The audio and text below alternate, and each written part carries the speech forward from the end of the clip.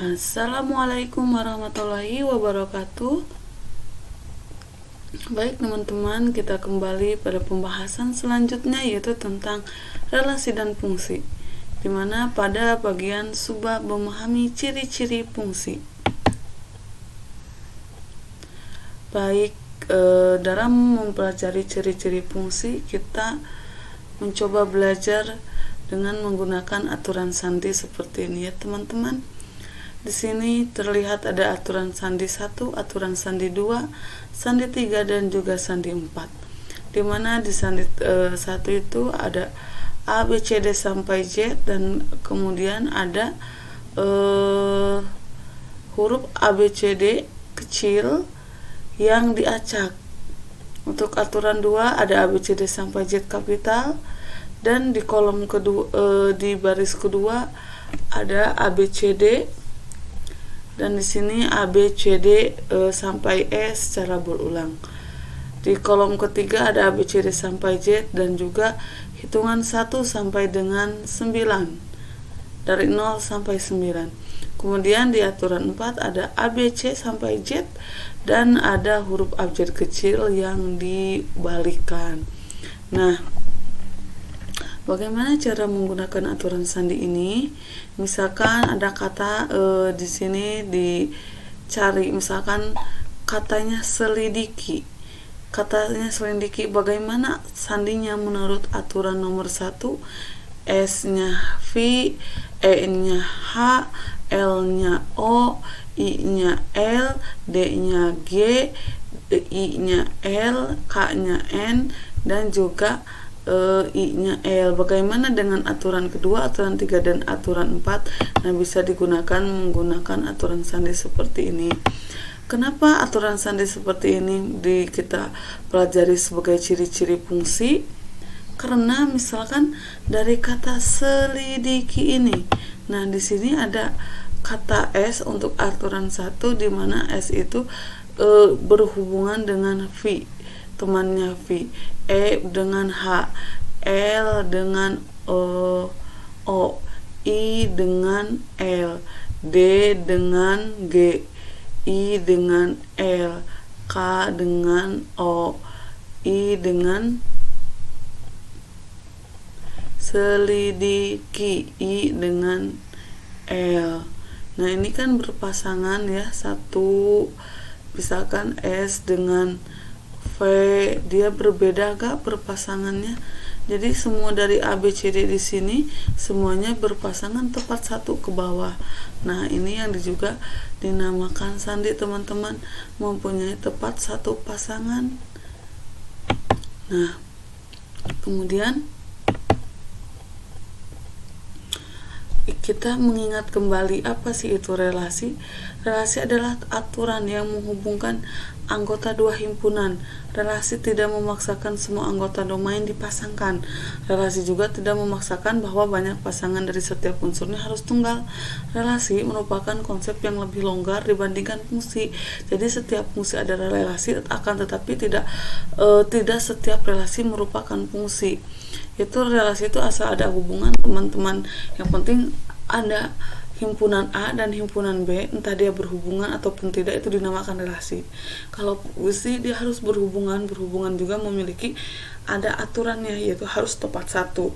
Dimana kita memperhatikan tepat satunya, yaitu kita fokus memperhatikan pada si domain, sesuai yang sudah saya jelaskan kemarin.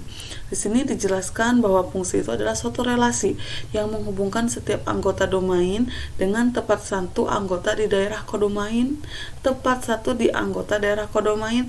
Jadi si A-nya itu dia memetanya cuma satu, tidak bercabang. Fungsi juga adalah himpunan A ke himpunan B, di mana himpunan A disebut daerah asal atau domain dan daerah B disebut dengan daerah kawan atau kodomain. Sedangkan himpunan dari bagian B, ingat kita gambarkan dari bagian B yang semua anggotanya mendapatkan anggota pasangan di anggota himpunan A, itu disebut daerah hasil. Jadi range itu atau daerah hasil itu himpunan di B yang menerima pasangan dari A gitu. Nah, kemudian Daerah asal itu apa sih? Merupakan daerah yang akan dipetakan. Sedangkan daerah lawan merupakan daerah yang menjadi pasangannya atau tempat tujuannya. Nah, sedangkan range merupakan daerah hasil pemetaan yang ada pada daerah kodomain. Nah, seperti ini gambarnya teman-teman. Ini domain, ini kodomain ya. Nah, ini range. Dia himpunan di B, akan tetapi dia yang menerima pemetaan, yang menerima pasangan, yang mendapatkan pasangan, kalau yang dinamakan dengan range. Kemudian contoh relasi dan fungsi. Nah, ini ada himpunan A dan himpunan B, teman-teman. Ini A dan B, ini A dan B. Perhatikan A, dia ke B, A juga dia ke B. Akan tetapi si A3 dia mempunyai cabang. Nah, kita fokus perhatikan ke domainnya, ke daerah asal A. Dia bercabang, ada salah satu yang bercabang, maka ini relasi nama karena ada hubungan dan ada himpunan A dan himpunan B.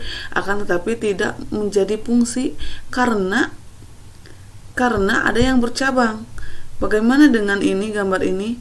Ini dia berpasangan, akan tetapi salah satu dia tidak mempunyai pasangan. Ini juga relasi, akan tetapi bukan fungsi. Nah, bagaimana dengan gambar yang ketiga? Dia ada A dan B dan dia berhubungan dan hubungannya tepat satu. Nah, si A-nya tidak bercabang. Maka ini dinamakan dengan relasi dan fungsi. Nah, kita perhatikan gambar di sini ya, teman-teman. Lihat A-nya. Abdul, Rudi, Canda, Dini, Elok. Dia bercabang-cabang di A-nya itu. Nah, maka ini bukan dinamakan fungsi, ini hanya sebatas relasi saja, hubungan saja. Karena bagaimana dengan berikut gambar kedua? Ini dinamakan dengan fungsi karena ada dua himpunan yang saling berhubungan dan juga tepat satu. Nah, perhatikan contoh ini, teman-teman. Ini contoh fungsi, ini contoh bukan fungsi.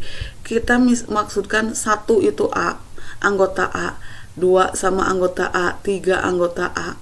Ini misalkan A ini anggota B, A anggota B, A anggota B, anggota B. Kita fokus saja ke A, ke himpunan A. Himpunan A-nya berbeda-beda kan? Berarti dia tepat satu. Ini yang dinamakan fungsi. Kita fokus untuk contoh fungsi, fokus ke himpunan A. A-nya beda-beda, 1, 2, 3. Nah, ini berarti tepat satu fungsi. Lihat sampai dengan nomor 8, anggota A-nya dia berbeda-beda. Nah, ini yang dinamakan dengan fungsi karena udah jelas kalau berbeda anggota A-nya, udah jelas kalau kita gambarkan ke diagram panah, dia mempunyai tepat satu. Bagaimana dengan contoh bukan fungsi? Lihat di anggota A-nya 1, 2, 2 ada yang sama, berarti ada yang bercabang, dia bukan fungsi. 1, 2, 2 ada yang sama, 1, 1, 3 ada yang sama, 1, 2, 2, 3 ada yang sama, 2, 2, 2. Nah, ini semuanya sama, udah pasti jelas bercabang. 1, 2, 2 ada yang sama, jelas bercabang. 3, 3, 3 semuanya sama, jelas bercabang. Ini yang dinamakan bukan contoh fungsi. Nah, selanjutnya teman-teman silakan berlatih teman-teman untuk nomor 1, nomor 2 dan juga nomor 3. Ini adalah pembahasan tentang relasi pada kemarin yang belum sempat kita latihan. Sekarang boleh teman-teman kerjakan latihan nomor 1, nomor 2 dan nomor 3. Kemudian ayo kita berlatih titik 2. Ini sama dengan tadi, dengan yang dinamakan bagaimana kita mencari sandi. Kemudian ini hubungannya sama dengan relasi dan juga fungsi. Baik teman-teman semuanya, itulah pembahasan yang mungkin dapat saya sampaikan. Semoga bermanfaat. Terima kasih atas perhatiannya. Wassalamualaikum warahmatullahi wabarakatuh.